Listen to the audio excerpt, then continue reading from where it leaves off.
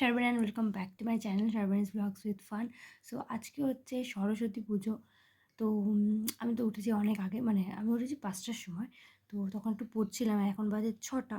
আমি এখন একটু ব্রাশ ট্রাশ করবো আর তারপর বাইরে যাব, দেখি কী কী করতে হবে না করতে হবে সব কিছু তোমার সাথে শেয়ার করবো এরকম। তো যাই হোক, কালকে রাতে এই টুকটাক এগোনো হয়ে গেছে প্যান্ডেলের, আর মাথার উপর তো কী বলে ওটাকে তিরপল ফিরপল টানানো হয়ে গেছে।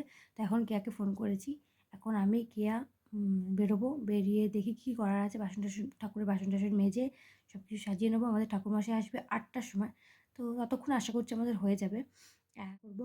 আর আজকের দিনে কিছু প্ল্যান আমার নেই, কারণ বললাম যে একটা কী বলবো আরও একটা অনুষ্ঠান আছে, তো সেটার জন্য আমাদেরকে বেরিয়ে পড়তে হবে। তো দেখতে থাকো, সঙ্গে থাকো, আর আশা করি তোমাদের ব্লগটাও ভালো লাগবে। আমাদের এখানে ব্যাগপত্র সব গোছানো হয়ে গেছে। তো গাইস, আমি রেডি হয়ে গেছি, যে শাড়িটা পরেছি, মুখে কিচ্ছু পরিনি আমি, তার কারণ তাড়াতাড়ি জলদি আমাকে রেডি হতে হবে আর তাড়াতাড়ি চাই। আর যেহেতু বেশি জিনিস পরলে আর কি সাজিনি, আমি শাড়ি পরেছি খালি, যেহেতু আমাকে এসে আবার রেডি হয়ে বেরোতে হবে, তো সেই কারণে বেশি সাজগুজ করিনি। মা ওখানে জিনিসপত্র গোছাতে, চলো।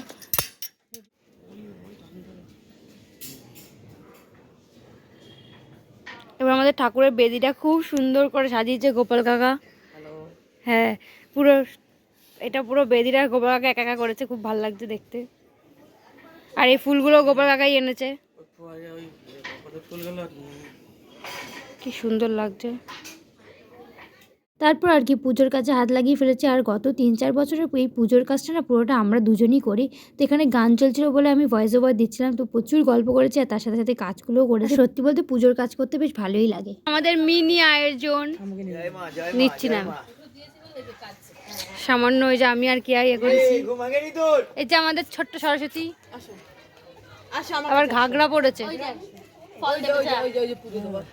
আর এই যে আমাদের ব্রাহ্মণ। আমাদের সবাই রেডি এখানে, মানে এখনো কেউ আসছে না, কিন্তু আমাদের গোছানো রেডি। আমাদের ঠাকুরমশাই চলে এসেছে, আমরা এক্ষুনি পুজো শুরু হবে, তো চলো।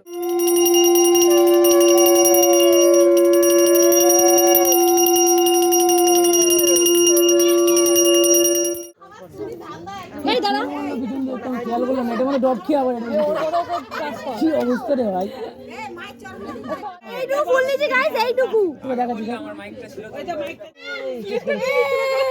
এটা অনেক কষ্টকর জিনিস, বুঝে গেছে। আরে ধরো, চেপে ধরো, ওরা দেখলে ধরো, এটা ধরো, এটা আরে ও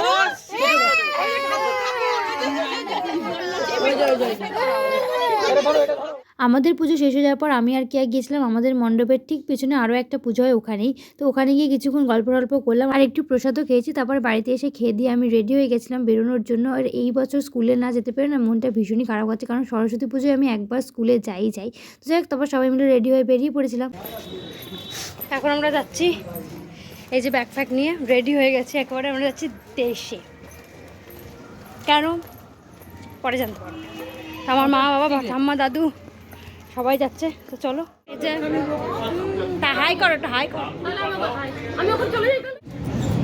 তো গাইস, আমরা এখন মেট্রোতে যাচ্ছি, আর পাচ্ছি না, মানে আমি এতদিন পর আমরা কোথাও ঘুরতে যাচ্ছি।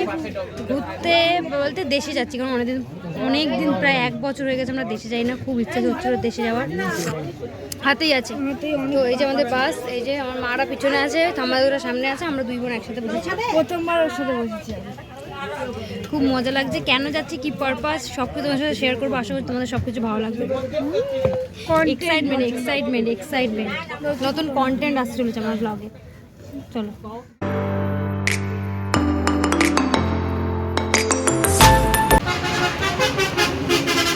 আমাদের বাস মাঝ রাস্তায় থেমে গেছে, 1 ঘন্টাও চলেনি, তার আগে থেমে গেছে। তার কারণ সামনে একটা 4 চাকা ছিল, তাকে মেরেছে। মানে হয়তো ব্রেকের কিছু প্রবলেম হয়েছে, মানে ওর সামনের গাড়িটা দাঁড়িয়ে গেছে আর এই গাড়িটা দাঁড়াতে পারেনি, মেরে দিয়েছে। কারোর কিছু হয়নি। প্রায় 20 থেকে 25 মিনিট হয়ে গেছে আমরা একটা জায়গাতেই দাঁড়িয়ে আছি। কি কার দোষ, কি দোষ, পুলিশ অবধি এসে গেছে।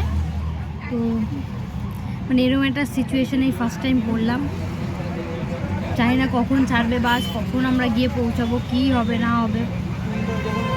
নো আইডিয়া, এখনও কিছু সলিউশন বের হয়নি। ভালো লাগে, এগুলো ঝুট ঝামেলা, এক্সট্রা ঝামেলা। চুলটির অবস্থা খুব খারাপ। আমরা প্রায় 4.5 ঘন্টা ধরে বসে আছি, যেহেতু ওখানে ওই প্রবলেমটা হলো, নাহলে এতক্ষণে নেমে যেতাম। এই যে আমার ভালো লাগছে না আর, পুরো চুলটুরের অবস্থা খুব প্রচণ্ড খারাপ। এখন কাঁথিতে আছি, আরও আধ ঘন্টা মতো লাগবে প্রায়। যেহেতু অনেকক্ষণ বাসে বসতে হচ্ছিলো, সেই কারণে প্রচণ্ড প্রবলেম হচ্ছিলো, অস্বস্তিও হচ্ছিলো। আর এখানে যখন নামলাম তখন দেখলাম এখানে তো লিটারালি দুর্গা পুজো লেগেছে। সরস্বতী পুজো উপলক্ষে এখানে এত সাজানো হয়েছিল। তো যাই হোক, তারপরে বাড়িতে গিয়ে ফ্রেশ হয়ে আমরা বসে গেছিলাম একটু চা খেতে রাত্রি 9টার সময়। আর অনেক দিন পর দেশে এসে বেশ ভালোও লাগছিলো, একটু টায়ার্ডও ছিলাম। তো তাই জন্য 10টার সময় ঝটপট আমরা খাবার খেয়ে নিয়েছিলাম। আর আমাদের আজকে ডিনারে ছিল রুটি, কাবলি ছোলা, পায়েস আর মিষ্টি। সত্যি কথা বলতে কাবলি ছোলাটা খেতে দারুণ হয়েছিল। তারপরে রাতের দিকে মাকে এসে একটু মেহেন্দি পড়াচ্ছিলাম, কারণ কালকেই আছে সেই অনুষ্ঠান। তো যাই হোক, আজ ব্লগটা এখানেই এন্ড করছি। দেখা হবে অন্য একটা ব্লগে। ততক্ষণ এই চ্যানেলটাকে সাবস্ক্রাইব করে দাও, ভিডিওটা ভালো লাগলে অবশ্যই লাইক করে দিও। বাই।